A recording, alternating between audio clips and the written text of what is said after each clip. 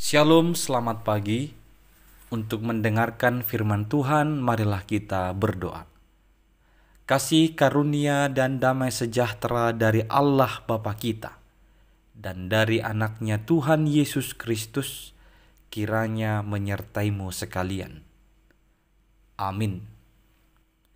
Ayat harian untuk kita pada hari Jumat 21 April 2023. Tertulis di dalam surat 2 Yohanes pasal 1 ayat 6. Dan inilah kasih itu, yaitu bahwa kita harus hidup menurut perintahnya. Dan inilah perintah itu, yaitu bahwa kamu harus hidup di dalam kasih, sebagaimana telah kamu dengar dari mulanya. Saudara-saudari yang dikasihi oleh Tuhan Yesus Kristus, ada ungkapan yang mengatakan kalau Alkitab ini diperas, maka ada satu kata yang dihasilkannya, yaitu kasih. Artinya apa yang dituliskan di dalam Alkitab merupakan sebuah kata yang sangat istimewa, yaitu kasih, mengasihi. Dan ini menjadi ciri khas orang percaya. Ketika kita tahu betapa Allah mengasihi kita, maka kita diberi perintah untuk hidup di dalam kasih, untuk saling mengasihi. Alangkah indahnya, alangkah baiknya jika kita ini hidup dalam kasih. Karena memang kasih itu menjadi identitas atau menjadi kekhususan pengikut Kristus atau orang-orang Kristen.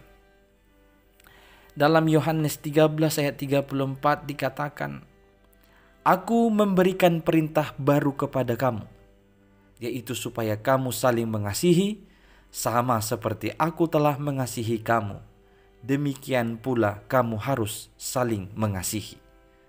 Ini adalah perintah Tuhan Yesus Kristus, bahwa Dia telah mengasihi kita.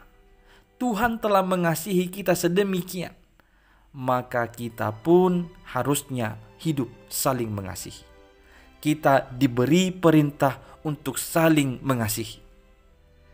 Jadi memang benar, saling mengasihi itu bukan suatu perintah yang baru, tapi itu merupakan perintah dari Tuhan Yesus.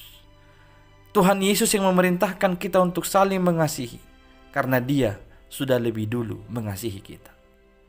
Saudara-saudari yang dikasihi oleh Tuhan Yesus Kristus, di dunia ini tidak ada hidup dan kehidupan yang lebih indah dan bahagia daripada hidup di dalam kasih.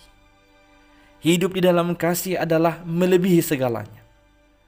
Tidak ada seorang pun di dunia ini yang merindukan hidup dalam dendam, dengki, iri hati, perdebatan, perbantahan, perselisihan, pertengkaran, dan permusuhan. Semua itu membuat kita lelah. Semua itu telah merebut sukacita kita. Semua itu telah membuat kita akhirnya menderita penyakit yang tidak seharusnya kita derita. Maka marilah mengingat dan melakukan perintah Yesus itu. Saling mengasihilah satu dengan yang lain. Bahkan kita tahu Yesus mengajarkan kita melewati batas-batas itu, yaitu mengasihi musuh, mengasihi mereka yang berbuat tidak enak atau tidak baik kepada kita. Inilah panggilan kita. Dan itu menjadi perintah yang diberikan kepada kita. Hidup saling mengasihi satu dengan yang lain, sebagaimana Allah telah mengasihi kita. Hiduplah di dalam perintah kasih. Amin. Kita berdoa. Ya Tuhan Allah, di dalam Yesus Kristus Engkau menyatakan kasih-Mu yang begitu besar atas kehidupan kami, menyelamatkan kami. Oleh karena itu, kami mau mengingat perintah-Mu ini, yaitu supaya kami hidup di dalam kasih yang benar. Tolonglah kami, supaya kami sungguh-sungguh mengasihi orang lain sebagaimana kami juga mengasihi Engkau. Dalam Kristus Yesus kami berdoa. Amin.